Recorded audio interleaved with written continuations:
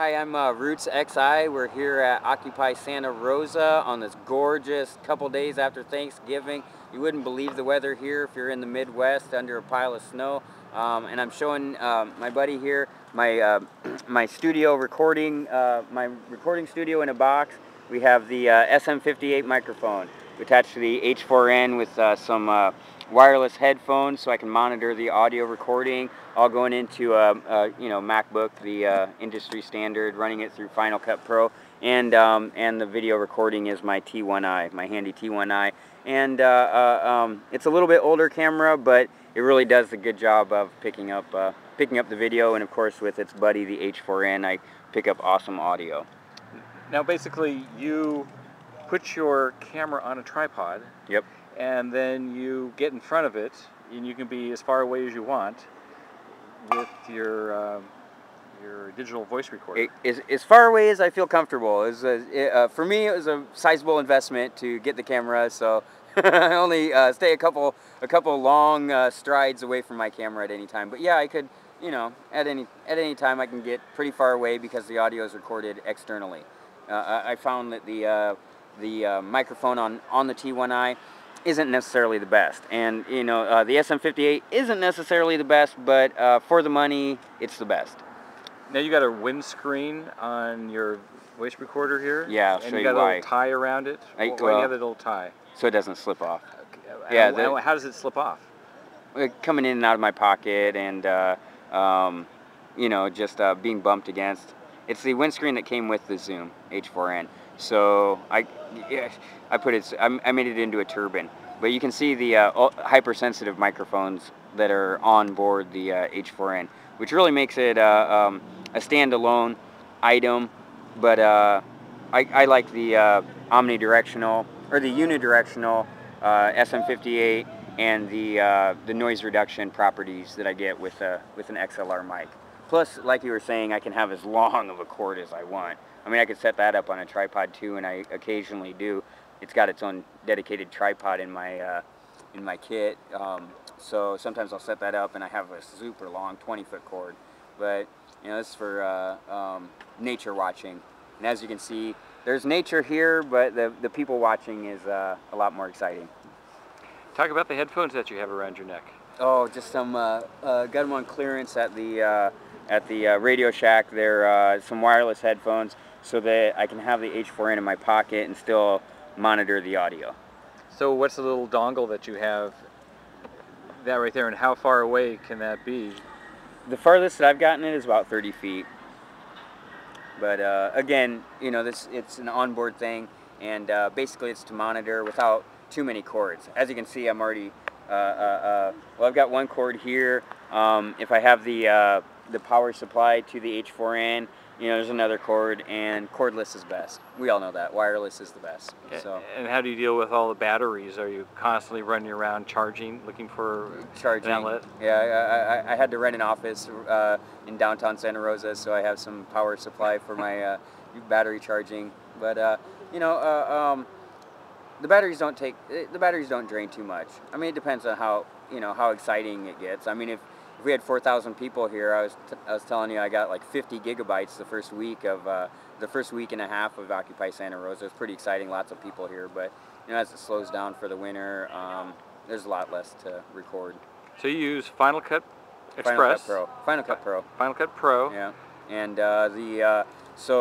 just talking tech, the Final Cut Pro, I render from the H264 that the Canon records it on.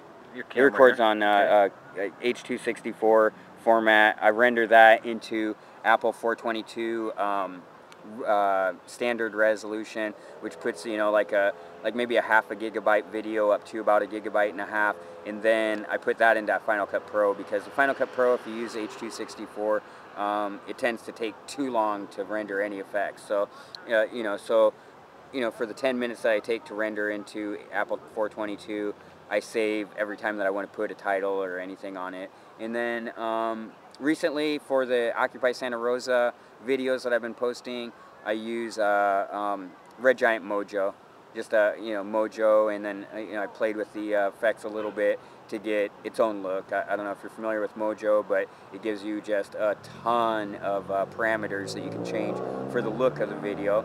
And then from there, I just mess with the parameters a little bit, and then keep them set so that I have a uniformed look for the Occupy videos that I've been taking here. And I was thinking I may be going down to San Francisco, inshallah, soon in the next couple days, so I'll probably give it its own look. Maybe change up the look a little bit, you know, with Mojo or any of the other number of Red Giant software that I've got that really do a good job. So you sync out, are you getting a MP3 file off your digital voice recorder off the Yeah, I do, and I have my choice between MP3 or WAV.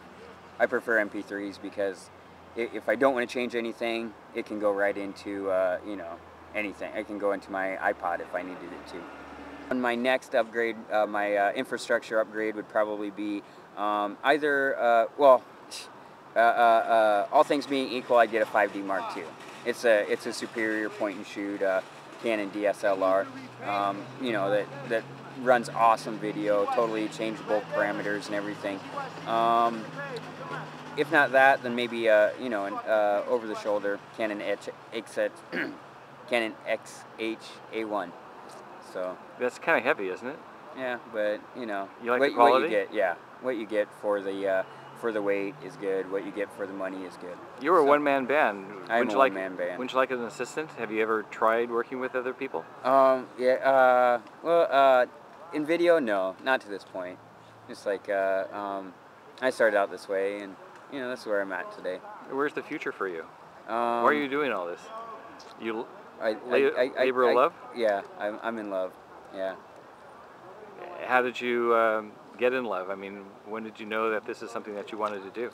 I went to cover the Oscar Grant, the trial of the guy who murdered Oscar Grant, and found that the network news that didn't produce any news on the subject had lots of equipment. So I came home with my, you know, little Canon, and I was like, my little Canon point and shoot, and I was like, you know, I told my wife, I was like, hey, we've really got to upgrade if we're going to cover this appropriately. And so from that time on, you know, and this is last May and June. From that time on, I've been slowly piecing together what we have today and what I have today. So it's an evolution, and so this is where the evolution is at today. Does your wife get involved in your productions at all?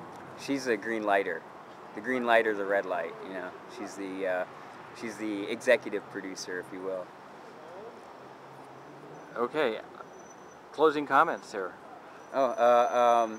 Stand in solidarity with the 99%, with Occupy Wall Street, get the money out of politics, and return our country to the people that own it and work for it. Now you're putting your stuff on YouTube? Yeah. You have a channel? What's the channel? Yeah, Occupy SRTV. And are you syndicating your material to other occupiers? Well, there's exciting new media collaboration that I'm a part of. Well, we're all just in our infancy, but it's occupystudio.org. So you can upload, edit. It's basically a movie studio in the cloud, built for Occupy. Got an Android app today, and soon to have an iPhone app. How many phones are you carrying? Right now, 2. Why 2 phones? I broke one phone, and my wife didn't want me to be without a phone, so she gave me hers, and so I've actually, I'll probably stay with 2 phones. They're smartphones, aren't they? Yeah, smartphones. So if one goes down, I can just slip the SIM card into the other one and keep moving. It's all about keeping moving. That's right. Yeah. Keeping moving.